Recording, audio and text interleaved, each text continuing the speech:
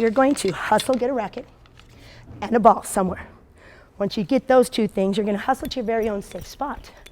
You're going to start by holding the tennis racket sideways, skinny way facing you, perpendicular to the floor.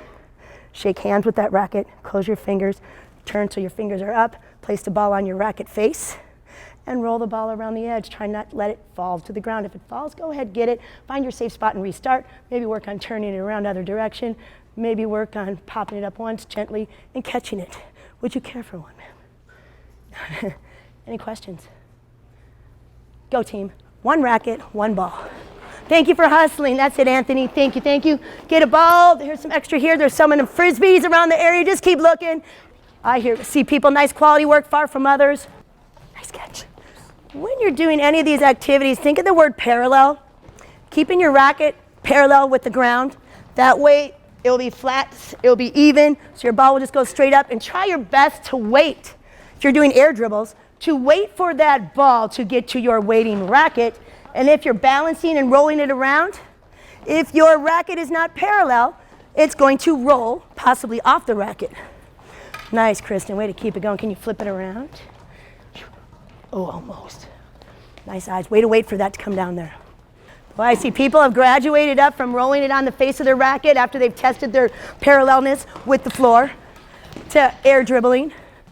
Waiting for that ball to go to the racket stays waist level. It gets out of control, remember to stop. Find your safe spot and restart.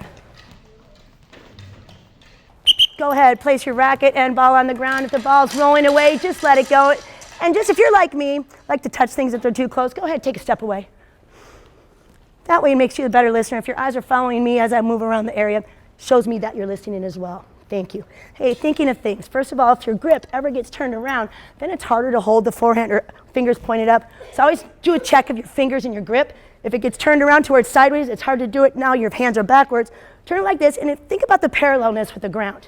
Starting with the parallel to the ground out in front. Think about even with scoops and balls. If you start to reach up to catch or to bounce it, look what happens to your parallelness. It's hard to keep it parallel. So always keep that racket belly button level. Air dribble, flip flop, and don't forget about that other hand. Look at my wrist, tight, switch hands, flip flop it, maybe switch while the ball's in the air. Quality work. Maybe even stop and catch. If you want to try the opposite of air dribble, which is ground dribble, keep that racket, turn the fingers so they're pointed down, racket waist level, belly button level, and just pop it like that, working on ground dribbling. If you can do it with your feet still, that's awesome. Maybe a little air, little ground. Try it. Go. Try one or try them all. Oh, I'm looking at some good quality work going on. Nice practice, team. Way to keep it going. Every once in a while, do that check. Your hand position, fingers should be pointed up if you're air dribbling, pointed down, ground dribbling. If you want to try bending down and keeping the air dribble or ground dribble going. Maybe sitting down, keeping it going, standing up. Challenge you, you choose. Maybe sit down, stand up, keep it going. Maybe do it with twirling around. Go ahead, put the rackets and balls down on the ground. If the ball's rolling away, just let it go, because if it's rolling away and you're chasing it, you're gonna miss what I'm saying. Remember to take that big step away just to make it easier to stay away from the racket, because I know I always want to touch them. What we're going to do now is we're going to continue working on some of the skills we worked on, but now we're going to try it with a partner.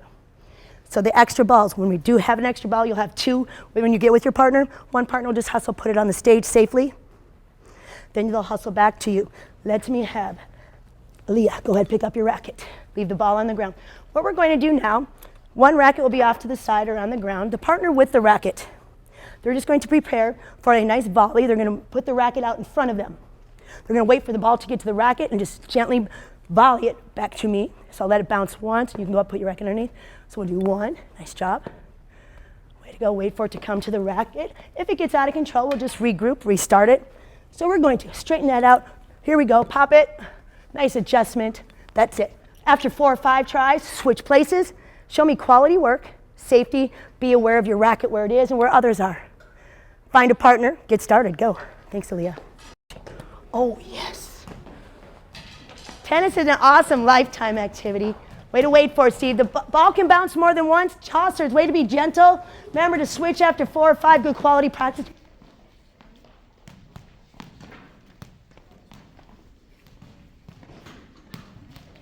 after you've done this a few times each, then if you'd like to just do a mini volley game back and forth where the ball bounces at least once before it gets to your partner, underhand, paying attention, how many successful returns and volleys can you do as a team? Can you hold it with one hand? Are you left-handed? Yeah. Okay, let me see. Show me your V. Put it in, close that hand. So when it's low, you can hold it. So the thinner part here, try to just do it with one hand. Okay. And just wait for the ball to come to the racket, feel it pop. If it's bouncing, let it bounce, and just wait for it to come to you. Oh, there you go. Try to have it bounce once, Cupcake. Nice job, too. Oh, she did it. Nice job. Nice. What does J'adore mean? J'adore. I think it means I don't know. So wait for it on your hand. Hold on. This should be a grip. Fingers should be up on top. Wait for it underhand so then you can reach for it. Okie dokie.